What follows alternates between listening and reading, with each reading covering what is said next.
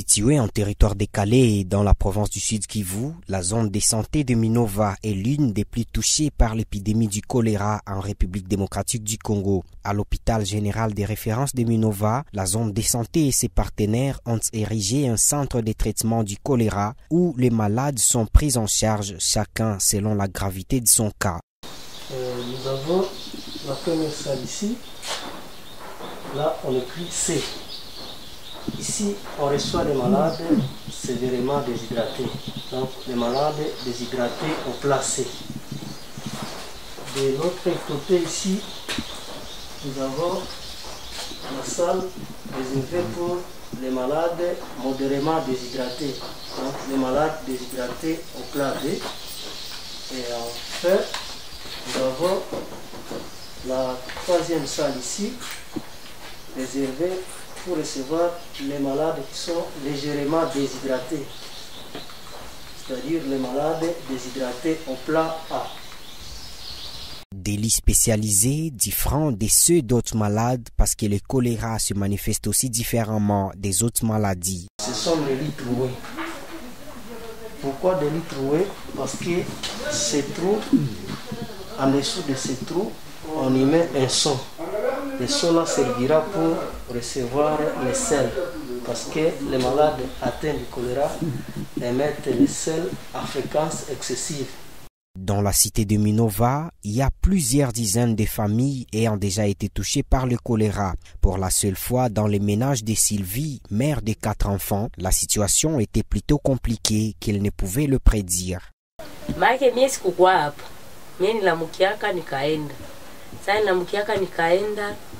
Kisha niko tu musoko nikona ina makatoruzeri babaki anakia niita aseme mtoto ashakamatika sana na nishauza madawa maki nishauza madawa washanionyesha dawa za pori nishamfanyizia zishashindikana akakiani kamata sasa kiani kamata nikakutana mtoto ashazimilia pa mkiti sasa alikuwa ashazimilia pa mkiti nikambeba kusembake akaniambia kusembake kasi hapana hapa tuwezi muweza juu aisha kuwa mkaya mbaya sana. Pale alikuwa shanialisha mie yote mavi. Babake nikamwambia wewe kamate moto rapidite kule yulu wewe uende.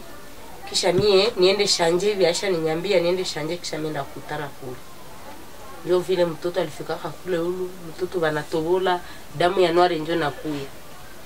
Kisha bakafika na installe serumu, installe mikono yote mbili serumu. Na ndio vile kuna kunya na ingine, na ndio vile kuna kunya ingine.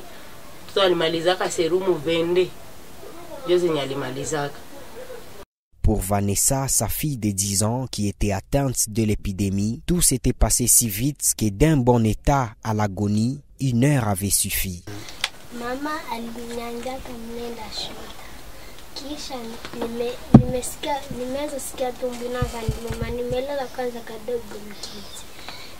Nimesikia sita nanja sianza beba video nimebeba 5 litra nimeenda kushota. Sasa nimefika munjia tumbo inaanza niluma nimelala chini nimeanza jisirita mungu chafu kisha wamenisaidia vile video. Kisha nimefika kwetu nimeanza endelea kuisi.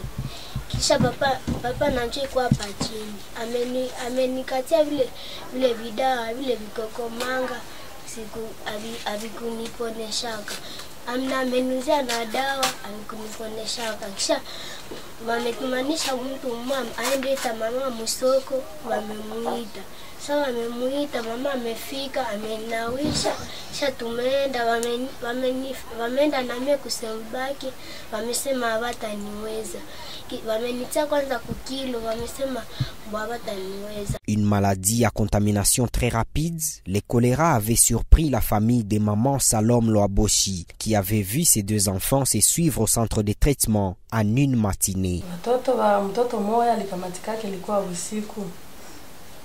Mimi nalala, mimi nasikia mtoto ananiambia mama mtoto amenyamba.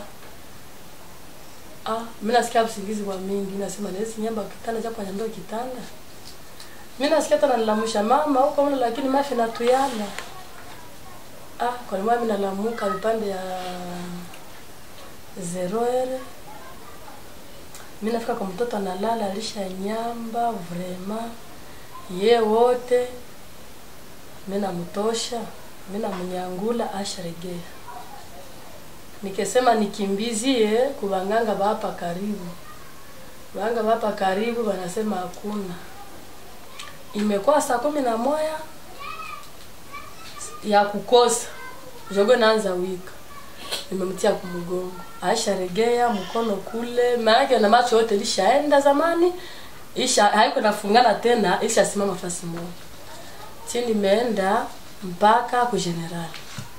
Mimi nafika pale kwa mlango wa general, bananiuliza wale wazamu. Huyu mtoto ni malaria? Mimi nasema hapana, ni kolera. Bananiambia shuka hapa chini. Uende pale chini zo dispara kwa kolera. Mwaile busubuhi sasa niko pale. Busubuhi mimi nasema niende nje. Mimi naenda kutana bajirani nabo jua bana mwingine. Na anaanza nyamba na kutapika. Celle-ci salue l'accompagnement de la zone de santé de Minova qui, en plus de soigner ses enfants gratuitement, avait déployé une équipe chez eux à la maison pour désinfecter tout l'environnement après déclaration de ces 2 cas. Siku ya kurudia wametupokelesha kila mtu